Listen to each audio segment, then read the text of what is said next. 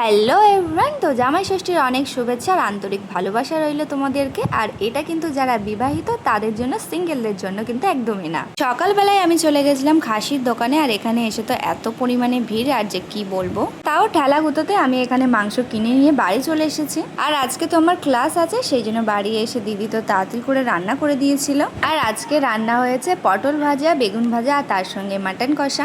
এরপরে তো আমি চলে এসেছিলাম ক্লাসে। আর আজকে তো জামাই ষষ্ঠী, সেই জন্য ম্যাডাম বলেছিল সবাইকে শাড়ি পরে আসতে, সেই জন্য তো আমরা শাড়ি পরে সেজে গুজে চলে এসেছি।